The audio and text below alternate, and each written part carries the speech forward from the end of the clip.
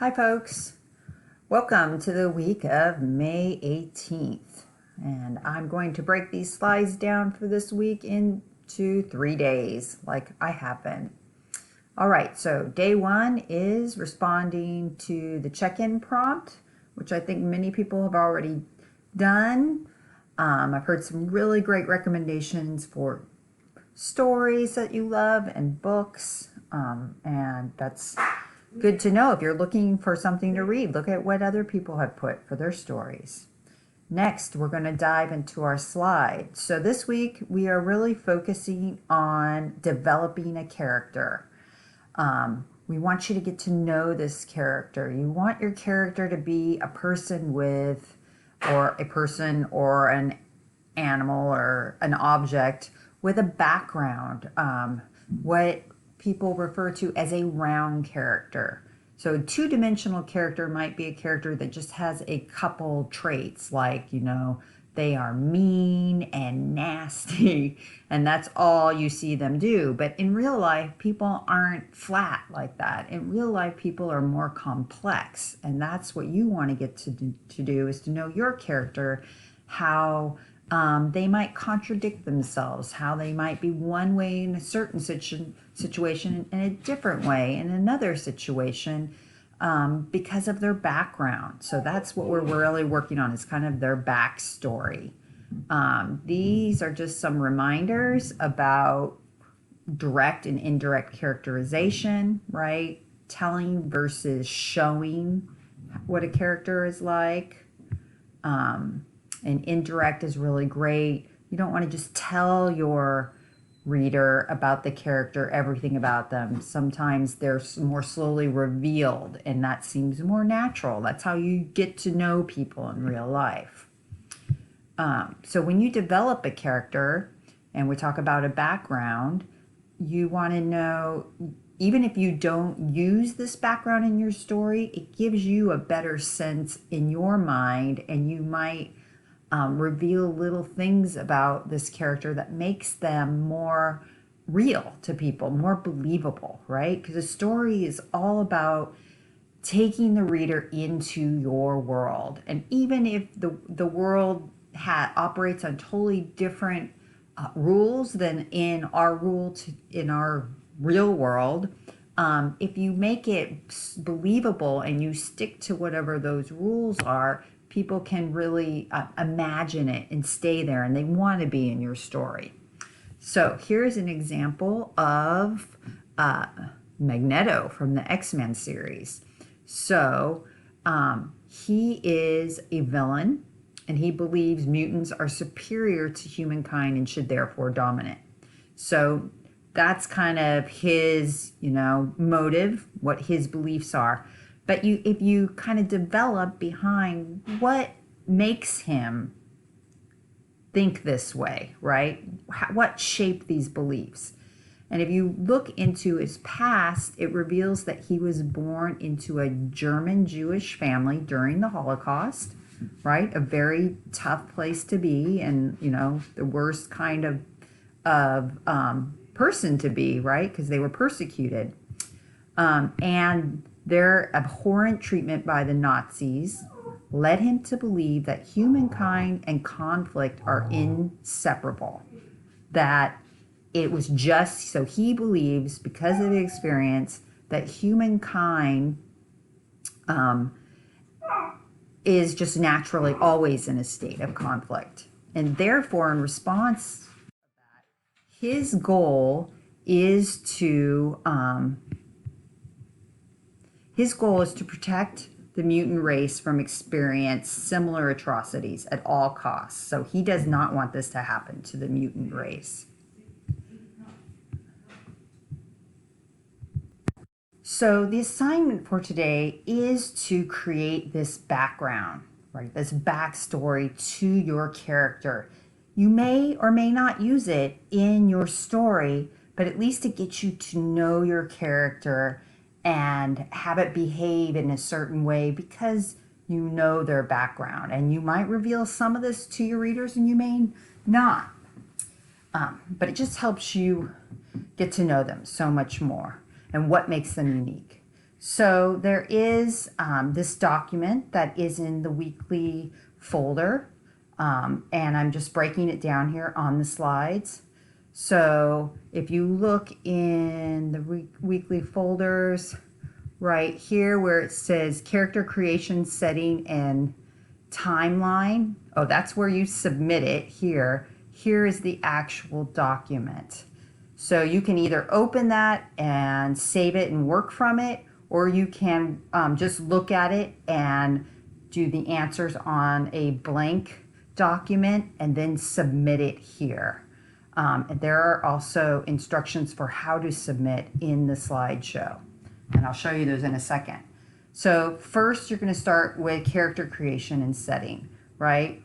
The name of your character.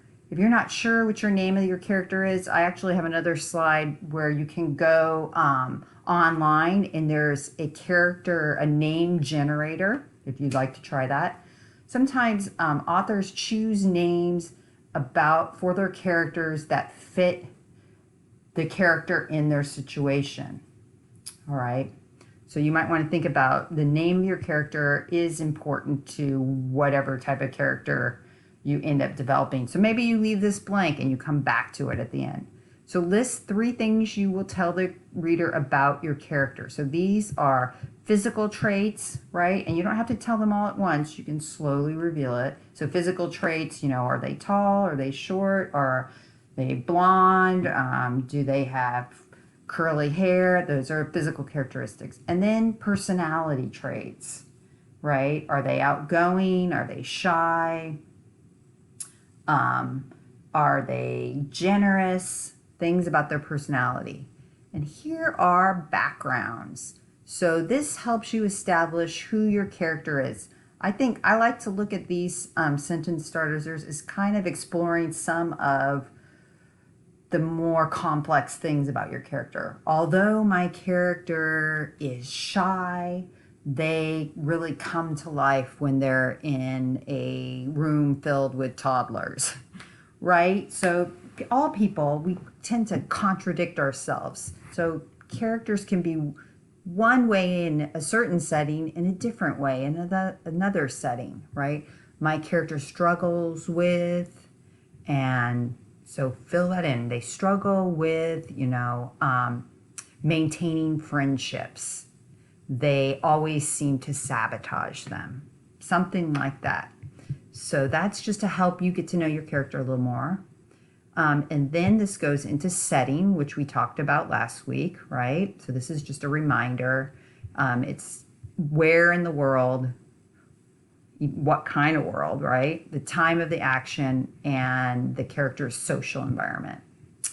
I found a couple of really good short videos about setting. One is from an author, and another one is from Flocabulary. They do a lot of great kind of rhyming videos to teach things. So they have some really great ideas for setting. So if you need some more insight into that, those can help you.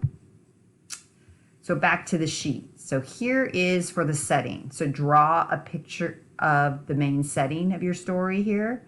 So this doesn't have to be beautiful. It can just be a sketch. If you're doing this on a separate document and you don't want to submit the picture, that's okay. Just do it separately on your own, but try to get the writing that you could submit. So here you go, describe your setting here. And then the last step here is to create a timeline of your character's life.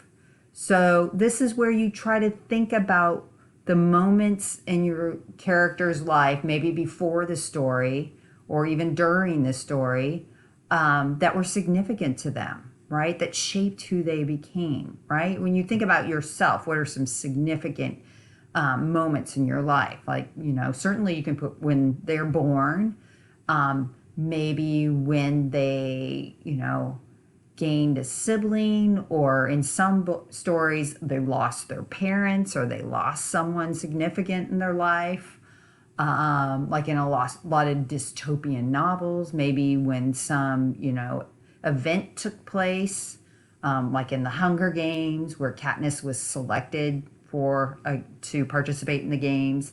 So you would want to put a list of things. They don't have to be necessarily big things like that, but just start listing ideas. This is just for brainstorming, the top. And then the bottom, if you can put them organized, pick 5 to 10 of the ones you think will really work to support your character. And you can either draw a diagram of it, put it in a timeline, you can list it chronologically. Just organize the best ideas you have from your brainstorming or other ideas that you came up with while doing it. Oh, this was the slide I was telling you for if you haven't picked a name, this character name generator might help you. I haven't played with it a lot, but it looked super cool.